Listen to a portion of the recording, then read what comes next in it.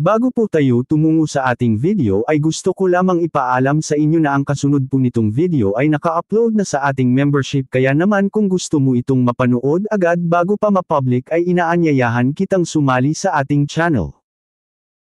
Sa nakaraang video ay natapos tayo kung saan sa kauna-unahang pagkakataon ay nasaksihan nating gumamit si Ye Xinghe ng Dragon Martial Arts at subukang magbagong anyo subalit di naman niya nakumplito ang kanyang pagbabagong anyo gayong isang kamay niya lamang ang lumaki na parang isang alimango sa bakawan.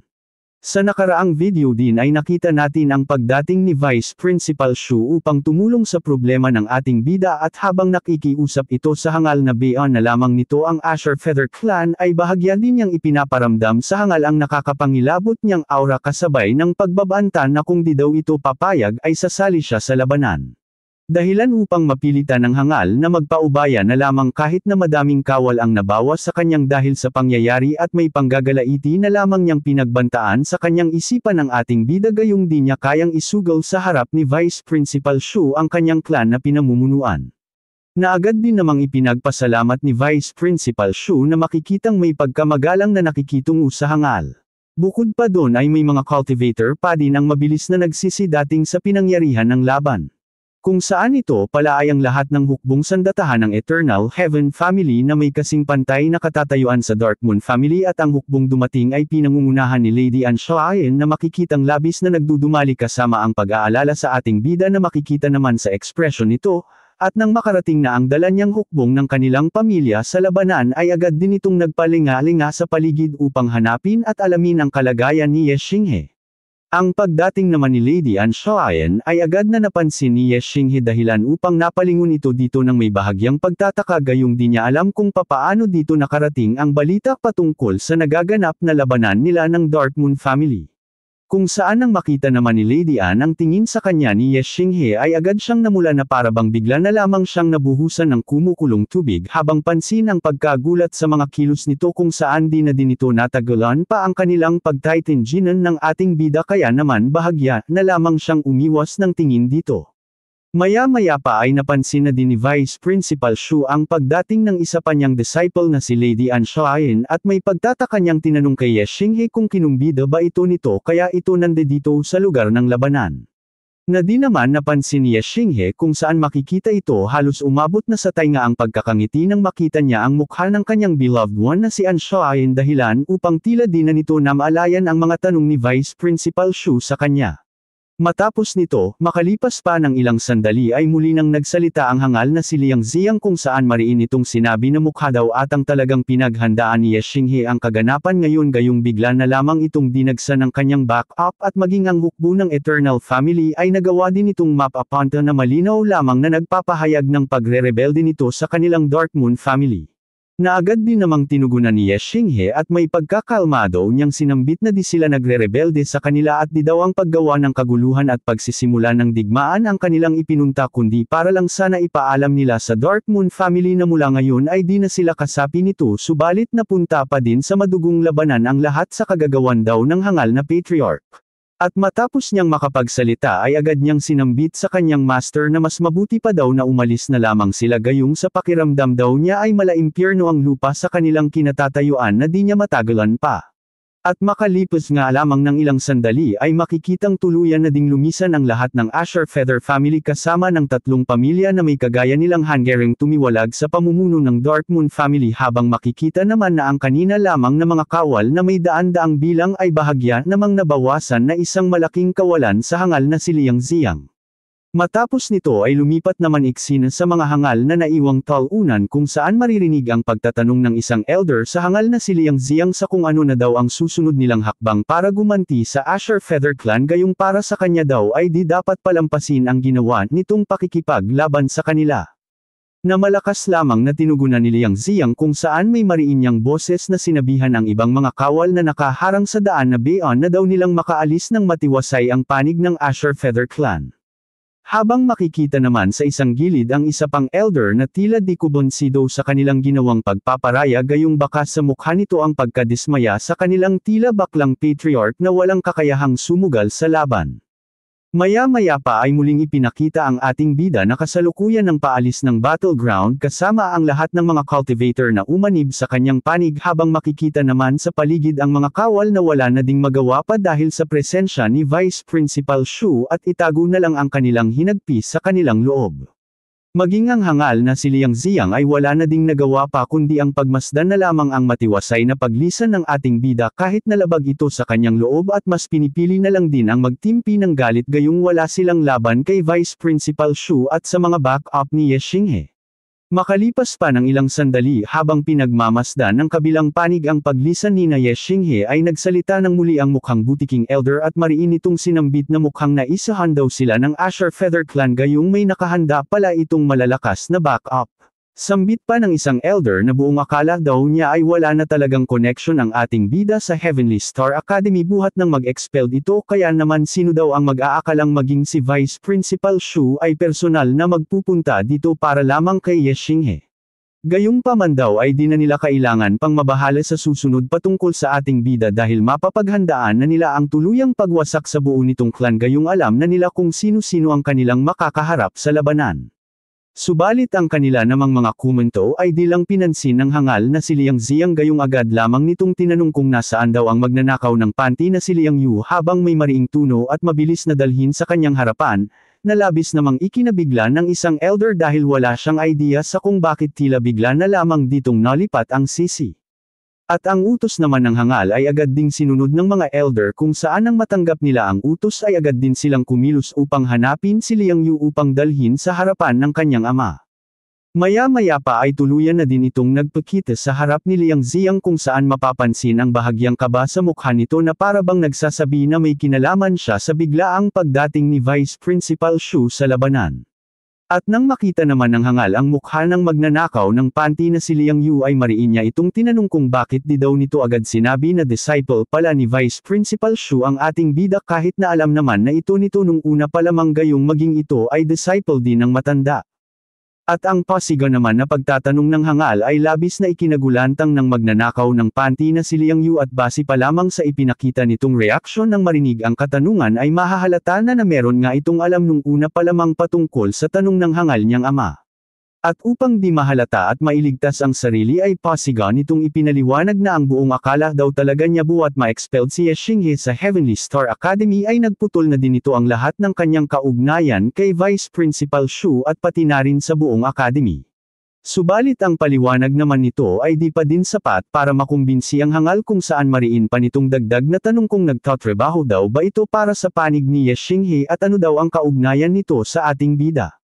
Na agad din namang tinugunan ni Liang Yu kung saan mariin niyang ipinaliwanag sa kanyang ama na nakilala lamang daw niya ang ating bida buhat nang pumasok sila sa Heavenly Star Academy subalit nang ma-expelled ito ay wala na din siyang naging balita papatungkol dito gayong wala daw naman siyang paki sa mga commoner at kahit nakilan ay di niya magagawang makipagkaibigan sa mga alipin lamang ng kanilang pamilya. Bukod pa daw doon ay malaki din ang kanyang nararamdamang galit kay Ye Xinghe mula nang nabalita niyang ito ang dahilan kung bakit nasira ang dantian ng kanyang mga kapatid dahilan upang maging mga wala na itong kwenta ngayon. Dagdag pa nitong pangungumbinsi upang mailigtas lamang ang sarili na sa oras daw na makita niya si Ye Xinghe na pumasok sa kanilang lupain ay siya mismo ang gagawa ng paraan para tapusin ang buhay nito gamit ang sarili niyang mga kamay. Mariin pa nitong hiling na sana daw ay paniwalaan siya ng kanyang hangal na ama dahil di niya daw naman kayang pagtaksilan ang kanilang pamilya at bukod pa dun ay wala din daw naman talaga siyang anumang kaugnayan sa ating bida. At habang nagsasalita naman ang magnanakaw ng panty na si Liang Yu ay mariin lamang itong tinititigan ng hangal na si Liang Ziang na animoy nagbabase ito sa ekspresyon ni Liang Yu at hindi sa mga sinasabi nitong kabulaanan. At ang pagtitig naman ng hangal ay siyang naging dahilan ng pananahimik ni Liang Yu gayong nang makita niya ito ay agad siyang natigilan sa kanyang mga paliwanag dahil sa sobrang takot sa walang awa niyang ama gayong alam nito ang ugali ng hangal. Na makikita namang napabuntong hininga na lamang senialis na nagpapakalma ito ng kanyang sarili at paniwalaan na lamang na wala talagang kinalaman ang kanyang anak sa mga kaganapan. At upang makasigurado ay marahan niyang sinambit sa kanyang anak na sana daw ay tunay ang lahat ng paliwanag ni Liang Yu sa kanya gayong sa oras daw na malaman niyang may kaugnayan talaga ito kay Ye Xinghe ay sisiguraduhin niyang masasawi ang buhay nito sa kanyang mga kamay dahil dito daw nakadepende ang kanyang kapalaran. Na agad din namang tinugunan ni Liang Yu at mabilis niyang sambit na wag daw mag-alala ang kanyang ama patungkol dito dahil wala daw naman talaga silang lihim na ugnayan ng ating bida na siyang mortal nitong kaaway sa kasalukuyan, at nang matapos na itong magsalita ay agad na din itong pinaalis ng kanyang ama sa harapan nito at ipagpatuloy na lamang daw nito ang kanyang pagko-cultivate. At matapos nito sa magnanakaw ng panty na si Liang Yu ay agad na din itong tinanong ng isang elder patungkol sa kasunod nilang plano upang makagantae dahil di daw naman nila papwedeng hayaan na lamang ang Asher Feather Clan gayong madami pang cultivator at pamilya ang maaaring gumaya sa kanila. Na may pagkaseryoso namang tinugunan ni Liang Ziyang kung saan sambit nito na sa ngayon daw ay tanggapin na lamang muna nila ang kanilang pagkatalo mula sa Asher Feather family gayong wala daw silang sapat na puwersa para tapatan ang lahat ng kasapi ni Ye Xinghe, subalit agad din daw silang mag-iisip ng magandang plano upang makaganti sa mga ito at gaya daw ng ginawa ng Asher Feather Clan ay kukuha din sila ng backup.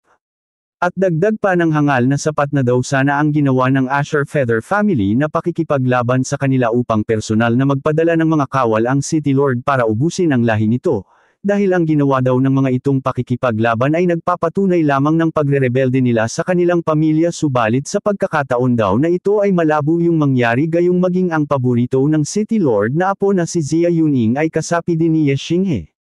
Kaya naman agad na sabat ng isa na kung ganun daw ay di nila papwedeng ibilang ang City Lord sa kanilang papwedeng maging backup sa susunod na labanan dahil may posibilidad pa nga daw na kampihan nito ang Asher Feather Clan dahil sa presensya ni Jia Yuning.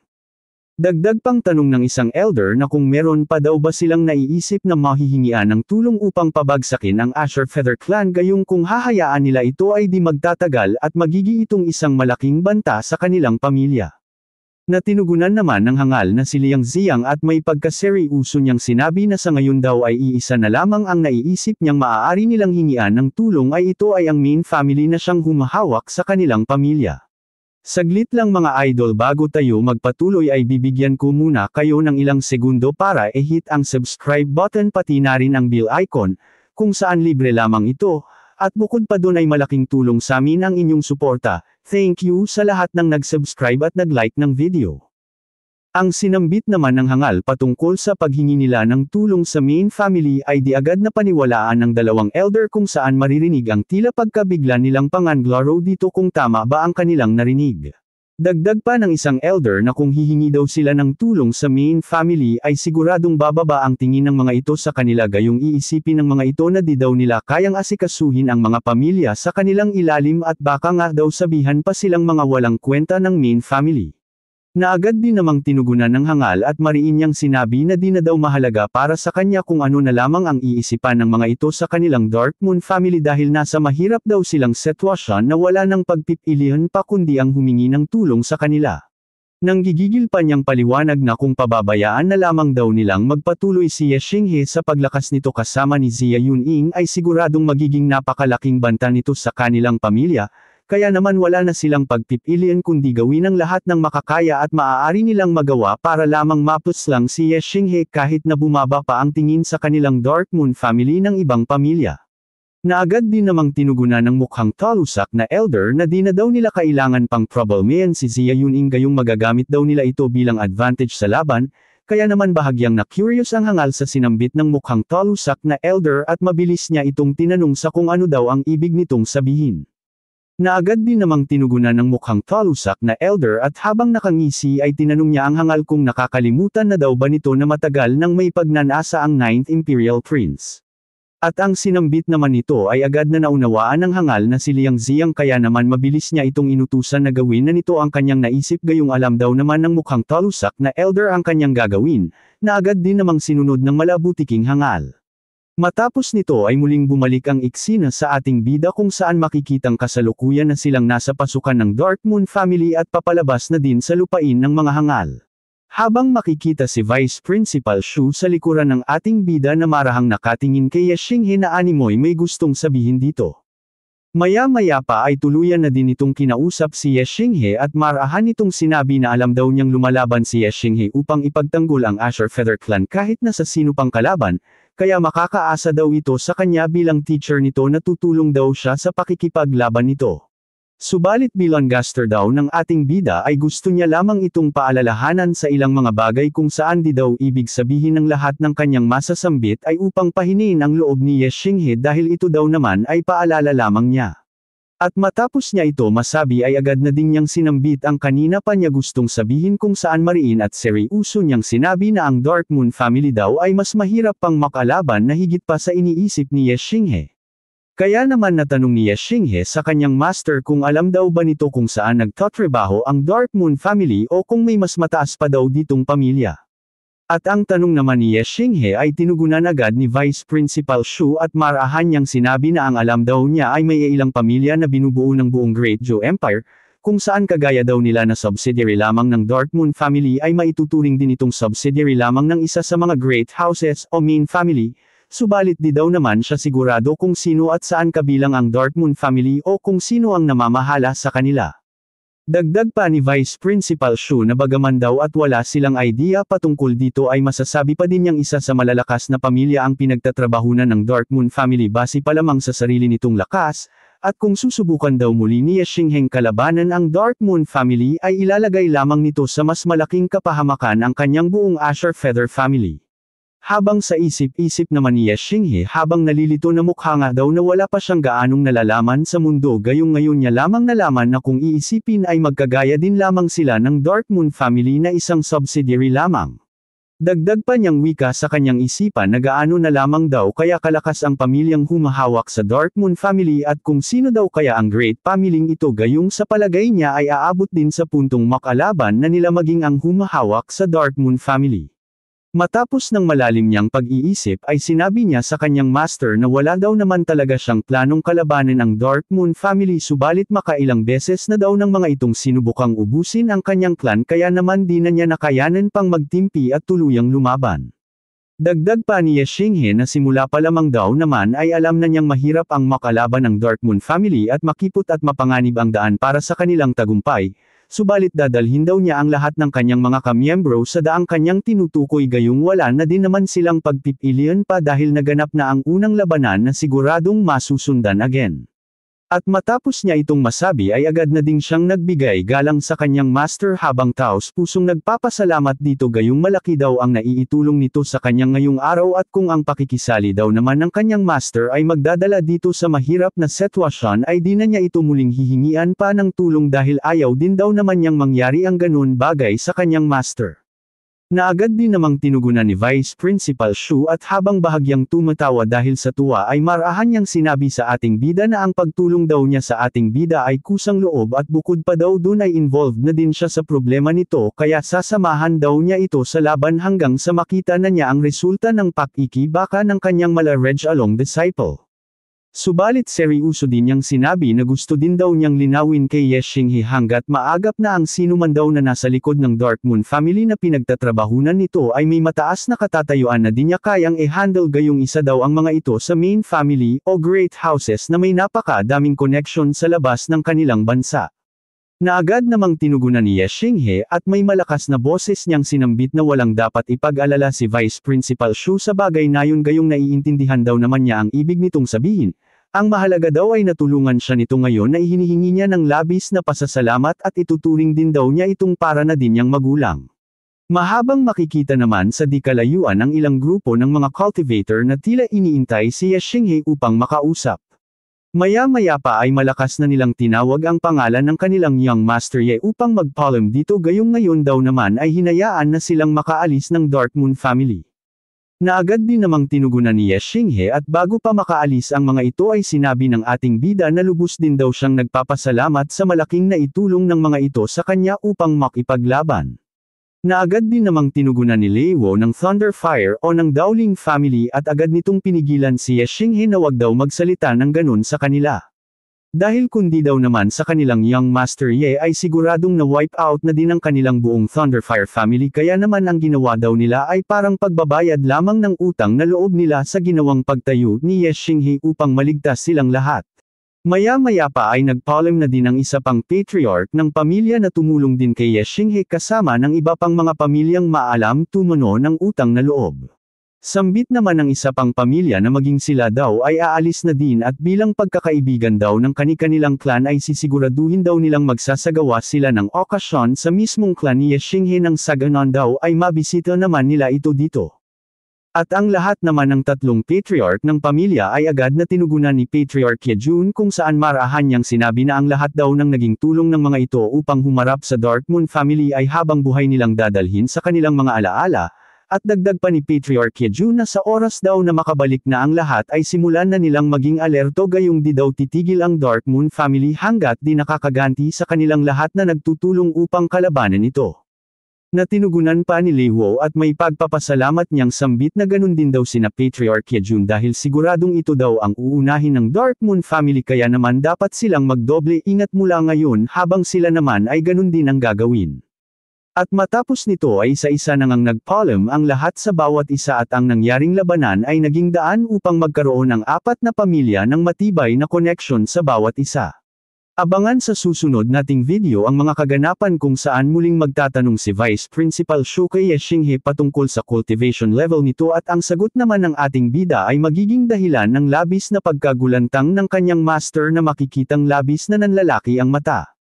Bukod pa doon ay may makapanindig balahibong kaalaman ang ibabahagi ni Vice Principal Shu sa ating bida na magiging dahilan upang mas lalo pa itong maging malakas subalit, kung nagustuhan nyo ang kwento, huwag kalimutang mag-like at mag-comment, at kung gusto nyo pa ng ibang recap tulad nito, mag-subscribe na. Huwag nidang kalimutang i-hit ang bell icon kung saan may kapangyarihan itong makapagbigay ng signal sa inyong mga cellphone kada upload natin. Thank you mga idol. Hanggang sa muli, mga kaibigan. Paalam.